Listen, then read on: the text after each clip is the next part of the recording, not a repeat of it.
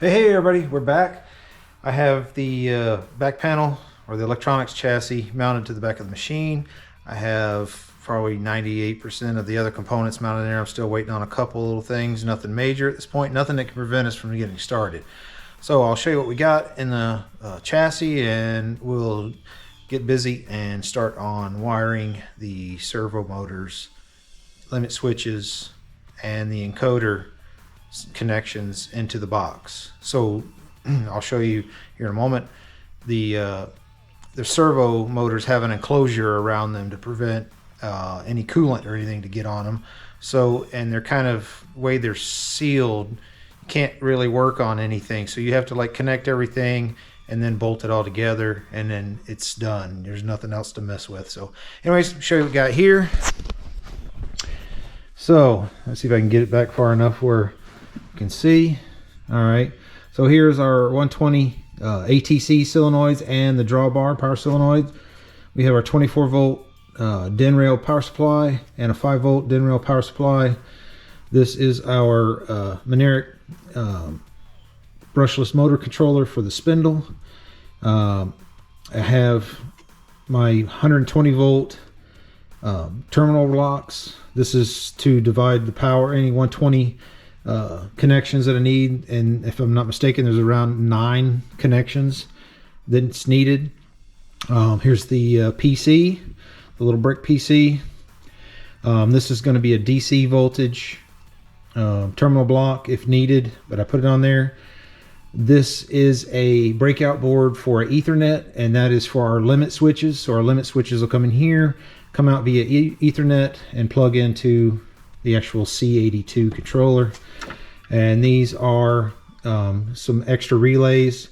These are basically my sacrificial relays. Nothing in this machine draws more than 2 or 3 amps as far as controlled partners. Basically I have this for here so that I don't wear the relay with any current stuff on the M26 brake expansion board. I'd rather replace this. This is much cheaper.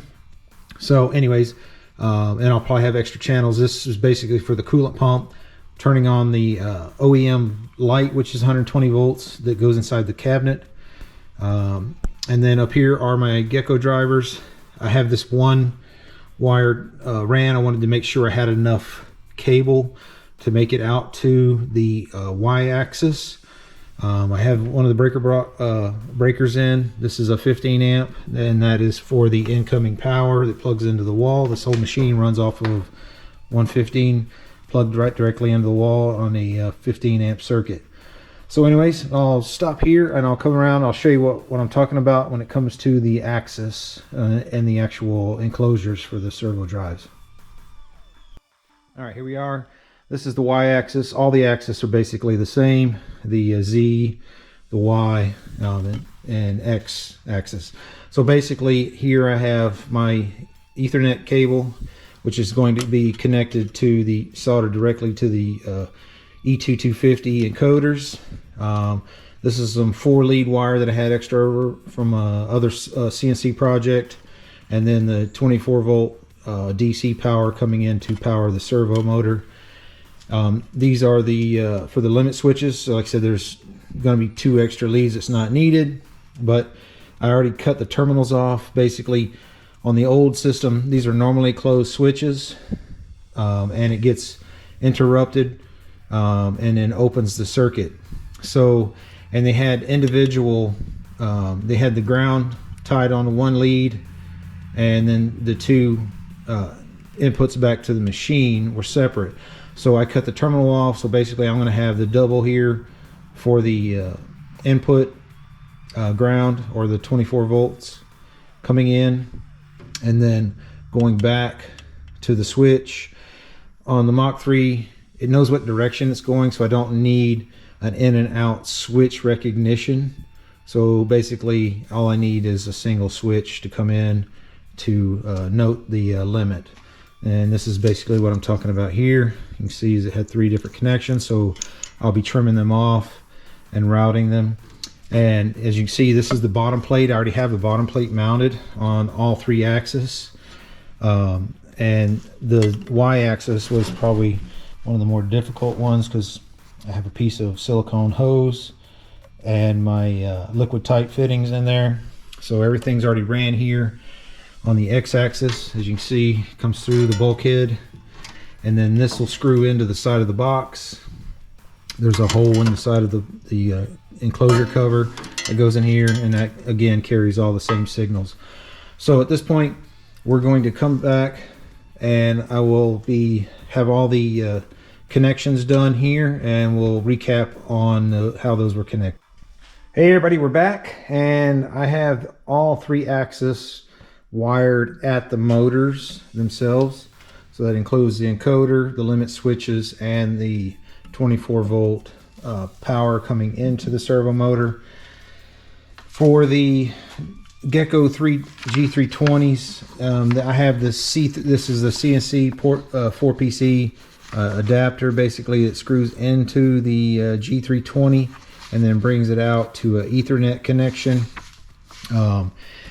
I did a search online for the pinout for an RJ45. These are Cat 5 cables that I'm using, and I cut the ends off. If you do the same thing, just make sure that your orange, or not orange, but your pinouts match the colors of your actual plug. So you need to verify that before you just go by using the colors. You need to actually look at your plug itself to make sure that those pinouts are correct.